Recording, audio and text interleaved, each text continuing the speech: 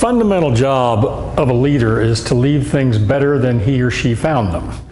And we think that if you're going to do that, you go to the two foundational promises in the Vitality Imperative, and that is presence and empathy.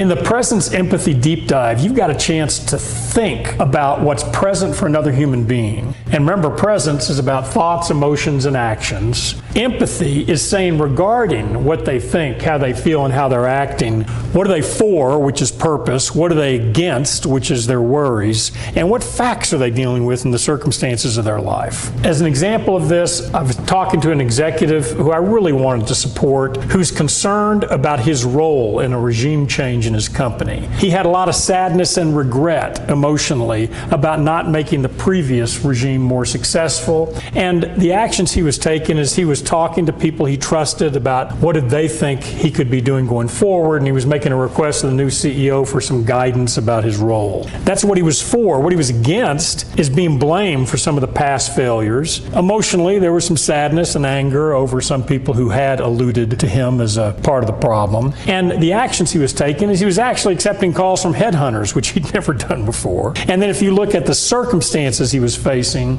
the thoughts were, we must move quickly. Emotionally, it was interesting. As soon as he started focusing on the things that demanded urgent action, he became more confident, more relaxed, more at peace emotionally. And then actions he was taking, he was calling people, could actually do something about the most urgent demands and arranging to have conversations to move things forward. Now, if you look across the deep dive chart and you go all the way to the right, you'll see a place for themes. The themes in the domain of empathy were really, this is a human being who wanted to make a meaningful contribution. This is somebody who was worried that being blamed for past sins that others committed would cost him that opportunity. And this is someone who, at the moment a challenge was crystallized, let all that go and got back to work on doing great work. So knowing what we now know, the themes actually prepare me for my next interaction with that executive.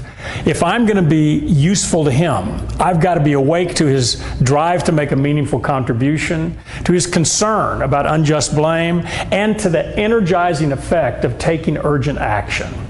If I'm aware of and helpful with those three things, I will actually leave things better than I found them.